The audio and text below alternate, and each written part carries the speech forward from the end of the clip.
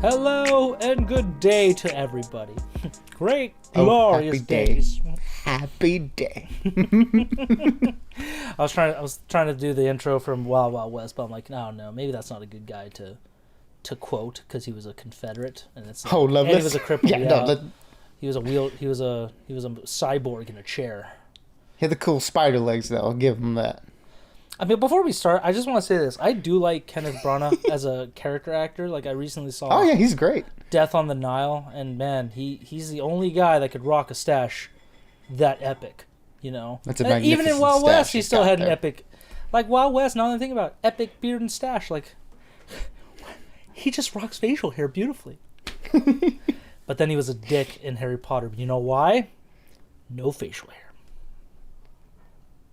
I think you've unlocked something. Anyways, let's get back to this. this. Someone say that you did some good detecting there, right? No, I'm world's greatest, maybe. I would definitely need a lot of training and anywhere to be that. I am not a good problem solver. I can't see half the stuff in front of me all the time. 60% of the time, I work every time. Every time. That doesn't make sense. It's like those aren't good odds. Not at all is it good. So anyways, let's get on to it. I'm sure people are like, what the hell are you guys talking about? So last night we got the privilege, actually Tuesday night, we got the privilege to no, it is a privilege. What am I saying? I can't talk right now.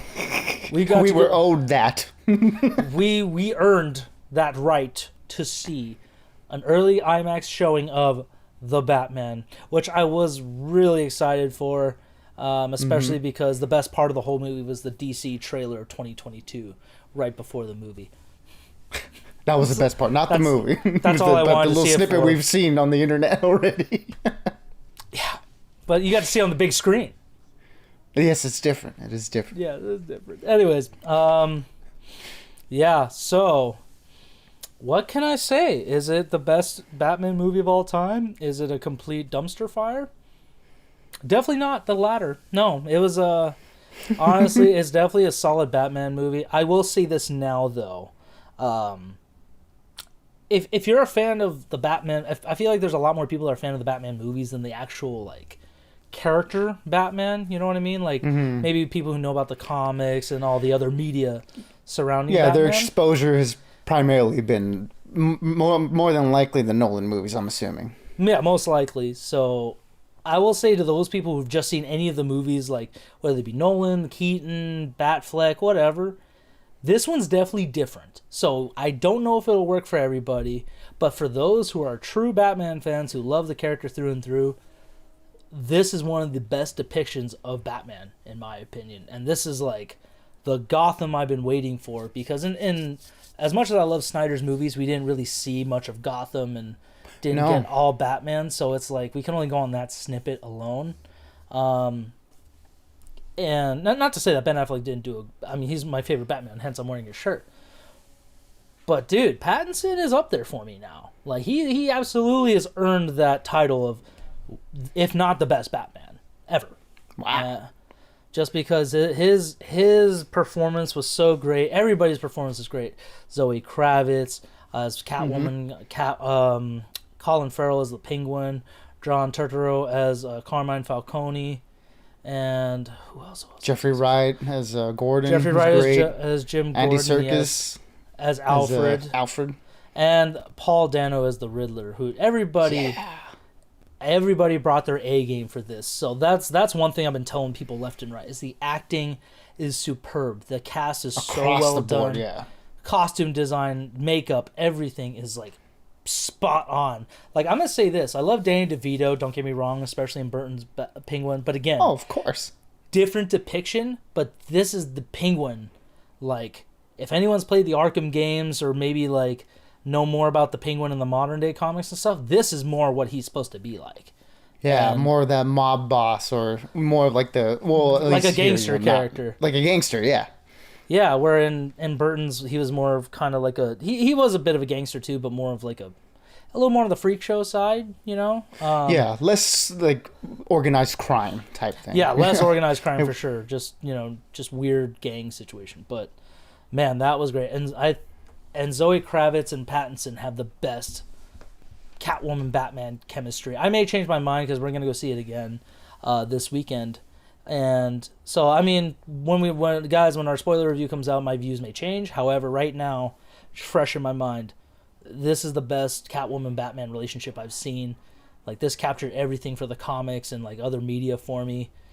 Mm-hmm. And again, this is just I'm just glad this movie was as great as it was. That's all I'm gonna say for now, and then we'll go on to a couple other things before we finish up. But great. Yeah, for sure. I mean, my overall thoughts are almost exactly the same as yours. I think, the acting across the board is amazing. There's no weak link in this movie, and I think that as you said, I think Pattinson is definitely up there with as one of, if not the best Batmans. I mean, he's only had one movie.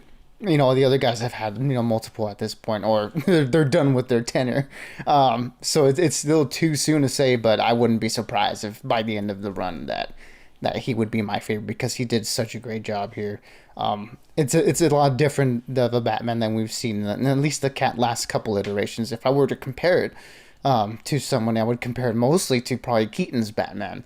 Where there's more of a his voice is more of like a gravel and stuff, and he's very much like a recluse and stuff, and I think Pattinson really plays into that so well, and I think easily, hands down, he's probably the most expressive in the mask. Like in this movie, he's primarily in the suit, so it's like we saw in the trailers, it's just a pure Batman movie, so there's not much for him to show with his face. So when you have that covered, you really got to have the acting capability to get emotions across.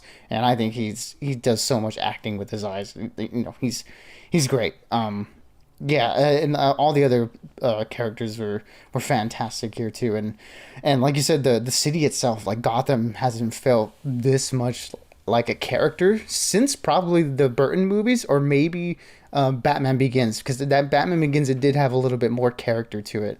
Like you said, we didn't really get a Gotham in the Snyder movies, and the last couple Nolan movies, it felt more like a real life city. It didn't feel like it was Gotham. It felt like, oh, this is kind of like Chicago, yeah. which is where like it filmed. So here it really feels like a city that's kind of just rotting at its core. Like everything's just like hanging on by a thread, it seems like, and it's just a perfect, like, it's a whole character unto itself. And I thought that the set design and the art direction was just so great there. And I mean, Matt Reeves is directing. I think when he said, I'm going to make a detective Batman movie, he made a detective Batman movie. And it's like you said, it's like nothing we've ever seen in the movies before. Like fans of the comics will have read, stories like The Long Halloween and things like that, where Batman is on an investigation. We haven't seen that in the movies, and now we have. And it is very much that. It is a slow burn detective movie. And if that sounds like awesome to you, then I think you're going to love it. If that sounds like, a little different, I don't know if I'll like that, then it's going to be a hard one to like just outright recommend to just everybody, because this one demands so much from the viewer, I think. Yeah, I mean, as much as I love superhero movies, I definitely recommend them to certain people, not to everybody. Even Marvel stuff. Like, most people love Marvel, but at the same time, if superhero stuff is not your niche, then I'm not going to bring it up to you. This one's definitely going to be a niche one. But again, that's not necessarily a bad thing. Batman has always been, niche character, especially because, he's such a dark and weird person.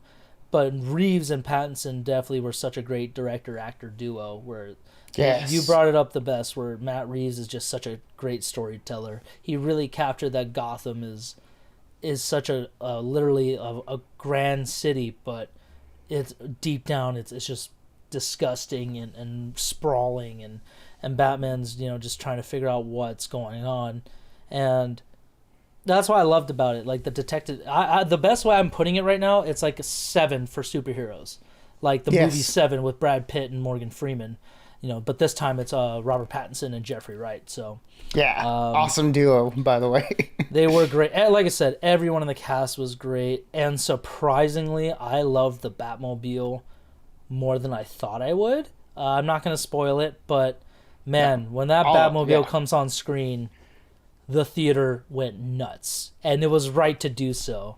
So I don't want to say anything past that. But Yeah, just that it's like I've never seen a crowd in a theater get so hyped it, over a car. It's just I like it's think insane. as much as I love Snyder's version of the Batmobile and Nolan's Tumbler, every Batmobile's been iconic. Don't get me wrong, Yeah, they're all really cool in their own unique way. this one, man, I don't know. This almost is my favorite, to be honest. I can't decide, and that's kind of why I love it. Like it's up there with all my favorite stuff of Batman movies. So, Hmm. just great job on that, and I really like the dark tone. I know some people are really complaining that it's a very dark movie. Like there's not a lot of It humor, is. but I was laughing fine. There were some good jokes and quips in there, Yeah, and it's a very somber and very dark tale, but there are moments of levity, and when they do come, they are a welcome reprieve from just the pure dreariness that's happened in the movie. And I know, like you said, yeah, like some people have been complaining about it, but it's a Batman movie, like that's his world, you know. yeah, this is the one that finally captured the dark tone of Batman. That's the one I've been waiting for. Again, besides Snyder's Batfleck. Again, it was only a little bit, so I only got so much of it. But this one, I got 3 hours worth. Now, that's my only critique is that the runtime is a little long because in the beginning I was kind of nodding off a bit. Maybe I was tired or something like that too. But once stuff really starts going in this movie, my eyes were not taken off the screen. You get into it, it's emotional. Like surprisingly, it was pretty emotional too. Yeah. I was like, damn it, just like, Batman. Um, so I would give this movie personally a 5 out of 5, and that's for my personal taste because it was everything, almost everything I wanted in a Batman movie. And again, the other thing too, why it's different. This is the part of the plot. The biggest point of the plot is that this is Batman in his second year of being Batman. So Bruce Hmm. is not a billionaire playboy at all. He's a billionaire, but doesn't want anything to do with it. And Batman is his sole focus. So be prepared for that. Like if you're a fan of the other movies but still want to see it because it's Batman, just go into it. Just clear your mind of anything Batman. Just watch it for what it is. But I highly recommend it if you're into this kind of stuff, whether it be superhero, crime, borderline horror movie, really. Because there are some Hmm. parts that I was like, holy shit, this is scary. And yeah, I can't stop. I can't wait to see it again. That's me. That's all I want to end on. Yeah, and then, I mean, the last thing I'll say is that it is very refreshing to see a blockbuster movie made by one of the two primary comic book movie studios make a movie so bold. Like this is very much a movie with a vision.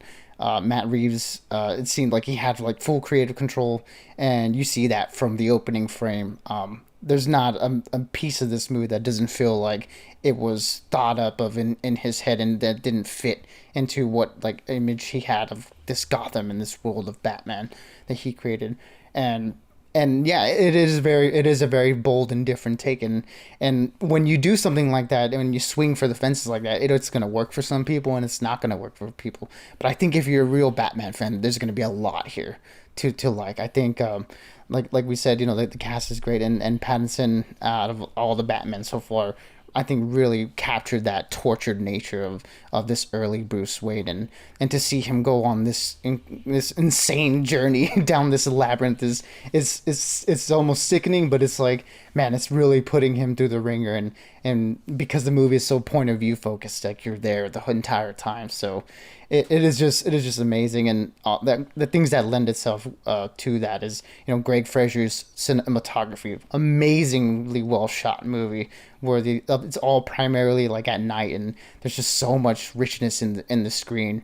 And Michael Giacchino's score, for the movie, that theme to Batman, when the music kicks in, you really like feel like this is like a more like of a score for like a 70s noir thriller. Doesn't feel like a superhero score. So all of it just lends itself well into this amazing movie, which I gotta agree with you.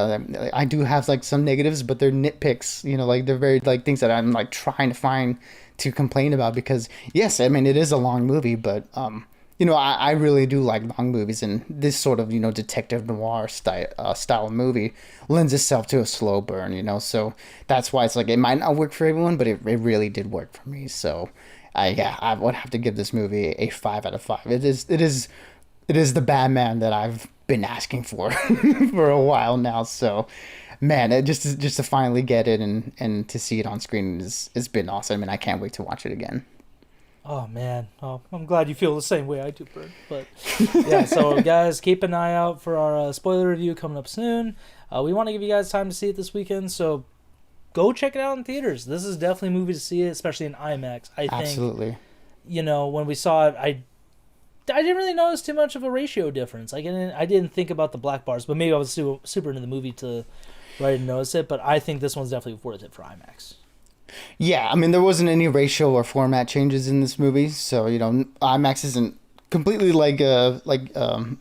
necessary to enjoy like the full aspect of the movie. But just the big screen, the biggest screen and the biggest sound system are just gonna lend itself well to this movie because when those scenes kick in, man, they hit you in the chest. Yeah, the action before we finish, the action is just amazing, very well shot, and just this is a Batman fighting style. So that's all I'll end on. But guys, like, subscribe, ring the bell as we're saying, and share us around. Keep the conversation going. Get people to go see this movie with you. This is definitely a movie to see with a buddy, or maybe if you just want to get into your dark thoughts, this is a movie for it. But until next time, stay bodacious, keep on renting, and we'll see you guys soon for our spoiler review. Absolutely, everybody. Be good, be safe, and go watch this movie because you are not going to want to miss out on this one. Deuces. Adios, everyone.